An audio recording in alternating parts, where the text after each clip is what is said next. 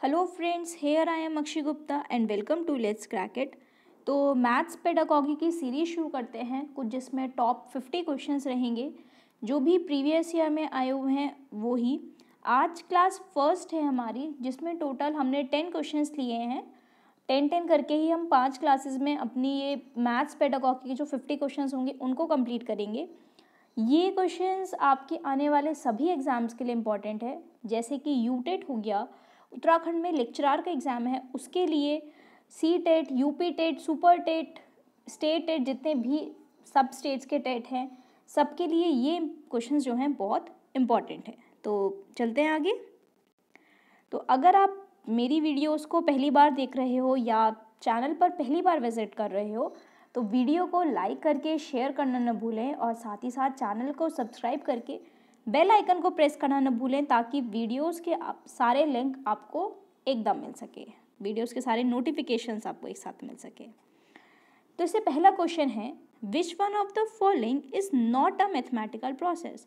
मतलब कौन सा इन 4 ऑप्शन में से कौन सा एक मैथमेटिकल प्रोसेस नहीं है।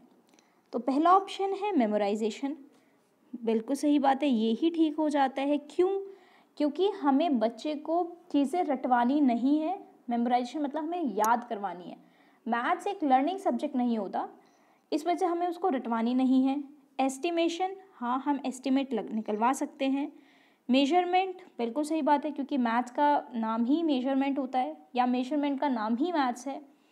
विजुअलाइजेशन, हाँ हम लोग विजुअलाइजेशन भी करवा सकते हैं। विजुअलाइजेशन से आप इस तरह समझ सकते हैं, जैसे ये विजुअल लिखा हुआ है। विजुअल मतलब कोई भी चीज़ हमें देखकर एज्यूम करनी या बताना कि ये क्या शेप है, इसकी कितनी लेंथ हो सकती है, कितनी विड्थ हो सकती है, इस तरह से।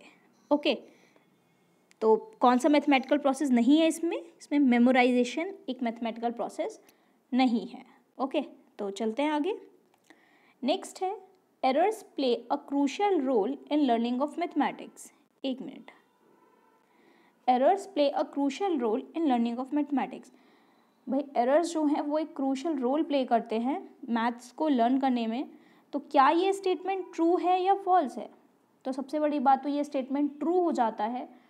क्यों होता है? क्योंकि अगर एरर्स नहीं होंगे तो हमें मैथ्स में ये नहीं पता चलेगा कि हमें कहाँ पर समझ आ रहा है और कहाँ पर समझ नहीं आ रहा है। तो जो भी फॉल्स वाले हैं वो तो हम सबसे पहले काट देंगे। ये फॉल्स वाला था, ये फॉल्स वाला था, तो ये तो दोनों कट गए। अब बचता है ट्रू वाले की बात। अब ट्रू में देखते हैं, जैसा पहला ऑप्शन है true because error reflect the thinking of child. क्या एरर हमें बताता है कि बच्चा कहाँ तक सोच पा रहा है? नहीं, ज़रूरी नहीं है। नेक्स्ट है true because errors provide feedback about the marks they obtained. बिल्कुल सही बात है कि एरर हमें बताते हैं कि क्या बच्चे ने स्कोर करा है, या क्या बच्चा तब कैसा फीडबैक है उसका, किस चीज़ में बच्चा कमज़ोर है। अगर बच्चा देखो 24 में 42 प्लस कर पा रहा है तो इसका मतलब होता है कि वो एडिशन में तो कमज़ोर नहीं है। लेकिन अगर वही बच्चा 42 में से 24 माइनस नहीं कर पा रहा है तो इसका मतलब होता है कि बच्चा माइनस में कमज़ोर है, बिकॉज इसमें हम लोग कैरी लेकर सॉल्व करेंगे तो मतलब उसको ये चीज़ नहीं समझ आ रही है। ओके,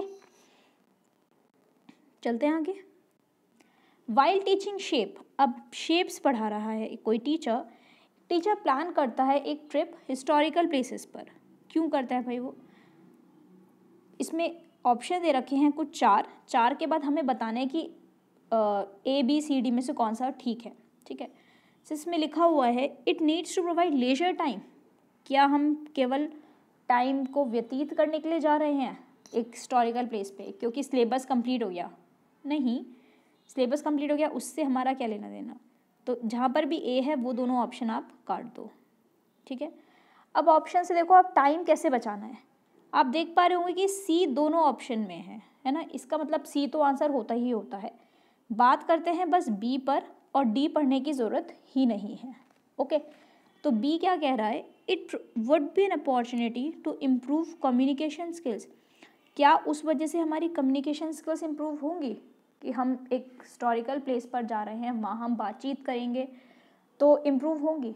हो सकती है, लेकिन यहाँ पर बात यह है जब हम मैथ्स पढ़ने के लिए जा रहे हैं तो कम्युनिकेशन स्किल्स मतलब बातचीत थोड़ी ना करेंगे, हम वहाँ पर पढ़ाई करेंगे कि हाँ कोई शेप है तो शेप किस तरह की वो शेप है, लाइक रेक्टेंगल है, ट्रायंगल है, स्क्वायर है, क्वाड्रिलेटरल है, क्या वो शेप है, और उस शेप से कैसे हम लोग अपनी रियल लाइफ से कैसे उस शेप को जोड़ सकते हैं। ओके, तो इसमें ऑप्शन नंबर फर्स्ट जो हो जाता है वो बिल्कुल ठीक हो जाता है। चलते हैं आगे। नेक्स्ट है, a student was asked to calculate the surface area of cube. एक बच्चे को बोला गया कि सरफेस एरिया निकालो क्यूब का, लेकिन उसने वॉल्यूम निकाल दिया, तो एरर का क्या ऑप्शन हो सकता है? देखो, पहला है student finds the class boring as he does not like maths class. नहीं, कि स्टूडेंट को लगा कि क्लास बोरिंग है, इस वजह से निकालना था सरफेस एरिया, निकाल दिया वॉल्यूम, ऐसा तो पॉसिबल नहीं है। तो इसमें जो सी ऑप्शन है वो हमारा कैंसिल हो जाता है। सेकेंड लिखा हुआ है the student is not fit to study in class. नहीं, ये भी नहीं। क्यों नहीं? क्योंकि स्टूडेंट तो फिट है ना क्लास में पढ़ने के लिए, निकालना था सरफेस एरिया, निकाल दिया क्यूब, निकाल दिया वॉल्यूम, तो फिट तो है ना। नेक्स्ट है the student is not able to understand the concept of surface area and volume. ये बात बिल्कुल ठीक हो गई कि स्टूडेंट को कॉन्सेप्ट समझ नहीं आया कि सरफेस एरिया क्या होता है और वॉल्यूम क्या होता है। ओके, तो नेक्स्ट है student has understood the concept of surface area and volume. अगर भाई समझ जाते कॉन्सेप्ट को तो गलती ना होती। ओके, तो इसलिए ऑप्शन नंबर डी जो है वो हमारा ठीक हो जाता है। चलते हैं आगे। नेक्स्ट है which one of the following is most essential in learning mathematics at upper primary level. तो कौन सी चीज़ बहुत इंपॉर्टेंट है मैथ्स पढ़ने में अपर प्राइमरी लेवल पर? Exploring different ways of solving a problem. बिल्कुल सही बात है, हमें डिफरेंट तरीके ढूंढने हैं एक ही प्रॉब्लम को सॉल्व करने में। मैथ्स का सबसे बड़ा फ़ायदा यही होता है, आंसर एक होता है लेकिन हम दुनिया भर के तरीक़ों से उसी आंसर को ला सकते हैं। ओके, मेमोराइज ऑल फॉर्मूला नहीं, हमें याद तो करना ही नहीं है। कॉपिंग correctly what teacher rights on board, बिल्कुल भी नहीं, क्योंकि वही चीज़ सेम चीज़ को हम कॉपी कर लेंगे, क्या फ़ायदा होगा, है ना। Solving a problem many times, बिल्कुल नहीं, हमें कोई प्रॉब्लम रटनी थोड़ी ना है। अगर हम एक ही प्रॉब्लम को बार बार सॉल्व करेंगे तो क्या होगा, वो हमारे दिमाग में मतलब इस तरह से होगा कि वो हमें रट जाएगी, तो हमें तो रटना है ही नहीं। ओके, चलते हैं आगे। Remedial teaching is helpful for. Remedial teaching किसके लिए हेल्पफुल है? रिकैप्चुलेटिंग द लेसन, नहीं, इस लेसन को दोबारा समझाना या दोबारा पढ़ना, नहीं। Teaching in a play way method, नहीं, खेल खेल में टीचिंग करना, नहीं, रेमीडियल नहीं है वो, है ना। Removing learning difficulties of weak students, बिल्कुल, अगर जो वीक स्टूडेंट्स हैं उनकी पढ़ने की या उनको समझने की जो में दिक्कतें आ रही हैं उसको ही रिमूव करने में हम लोग रेमीडियल टीचिंग का हेल्प लेते हैं। टीचिंग द होल क्लास नहीं, अगर हम टीच ही कर रहे हैं तो वो रेमीडियल टीचिंग नहीं होगा। आप रेमीडियल को इस तरह समझ सकते हैं रेमिडीज से, रेमिडीज मतलब क्या क्या उपचार हो सकते हैं, है ना। ओके, चलते हैं आगे। नेक्स्ट है purpose of diagnostic test in maths. Diagnostic test का पर्पस क्या है? To give feedback to parents, नहीं, फीडबैक तो आप एक PTM रख लो, पेरेंट्स टीचर मीटिंग, उसके थ्रू ले लो। फिल द प्रोग्रेस रिपोर्ट, नहीं, फिल भी नहीं करनी। डायग्नोस्टिक टेस्ट का मतलब पहले तो ये समझो आप होता क्या है। ये होता है कि बच्चा कहाँ तक सोच पा रहा है उसके, और टीचर ने क्या पूछा है ना। सपोज करो टीचर ने पूछ लिया कि मैथ से रिलेटेड लाइक एक लाइन क्या होती है, लेकिन बच्चा बता रहा है एक पॉइंट, तो लाइन और पॉइंट में डिफरेंस नहीं निकाल पा रहा एक बच्चा। ये चीज़ समझने के लिए हम लोग डायग्नोस्टिक टेस्ट करवाते हैं। ओके, तो इसमें ऑप्शन नंबर 4 बिल्कुल ठीक हो जाता है। द थर्ड था to plant the question paper for the end term. भाई टेस्ट का ये मतलब थोड़ा है कि हमें क्वेश्चन पेपर बनाना है ना। चलते हैं आगे।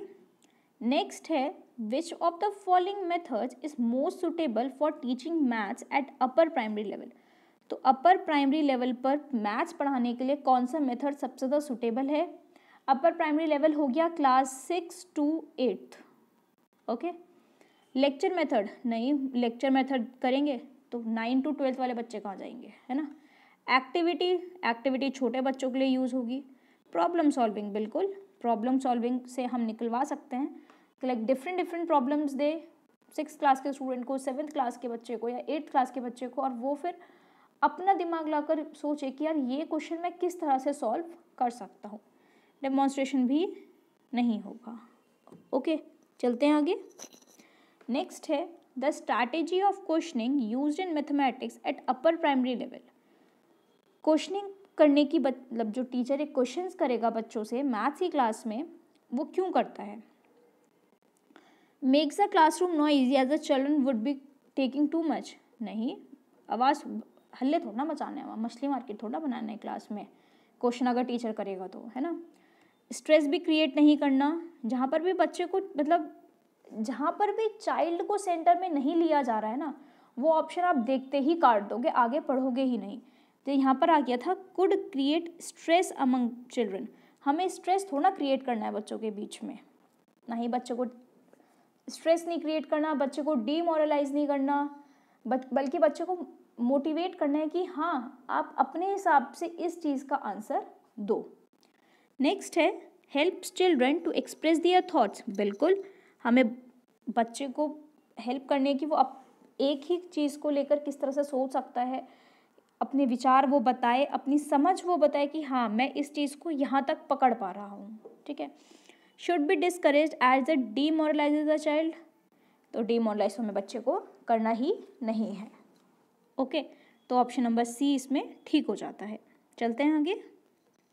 नेक्स्ट है which one of the following should be taken up as an initial activity in introducing the concept of time to young learners.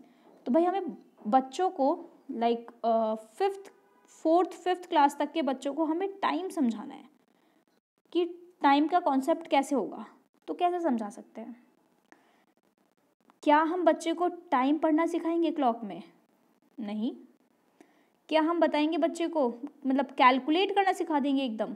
बिल्कुल भी नहीं। कन्वर्जन सिखाएंगे बच्चे को, कन्वर्ट कैसे करता है, like ours to minute, minute से सेकंड में कैसे कन्वर्ट करते हैं। बच्चे को पता ही नहीं है कि क्लॉक में टाइम देखते कैसे हैं, उसको आप चेंज करना सिखा दो। नहीं ना, ऐसा नहीं हो सकता। 4th हो सकता है कि बच्चे से डिस्कस करो उसके एक्सपीरियंसेस जो भी रिलेटेड टू टाइम हो। लाइक आप खुद इस तरह से देखिए, जब आप छोटे होंगे तो आपके पेरेंट्स आपसे पूछते होंगे कि बेटा टाइम देख के बताओ, तो आप कैसे बताते होंगे? छोटी सुई 2 पर है और छोटी सुई 2 और 3 के बीच में है और बड़ी सुई 10 पर है, मतलब 3 बजने में 10 मिनट बचते हैं, है ना। तो इस तरह से आप टाइम बता दो कि छोटी सुई बड़ी सुई करके। तो ये चीज़ हम लोग कैसे बताएंगे? जब उनसे उनके एक्सपीरियंसेस पूछेंगे कि आप लोगों ने अपने पेरेंट्स को टाइम कैसे बताया। लाइक 1:30 और 2:30 में सबसे ज़्यादा कन्फ्यूजन होता है। कई बार आपने सुना होगा 1:30 भी बोलते हैं और 1:30 भी बोलते हैं। कुछ लोग 1:30 बोलते हैं, कुछ लोग 1:30 बोलते हैं। तो यहाँ पर भी दिक्कत आती है। ओके, चलते हैं आगे। सो थैंक यू गाइज, यहीं तक थी वीडियो। ये 10 क्वेश्चंस हमारे कंप्लीट होते हैं। अगर आपको कोई दिक्कत आई हो तो कमेंट सेक्शन में कमेंट करिए, जो भी क्वेश्चन में दिक्कत आई हो। बाकी thank you guys, keep supporting.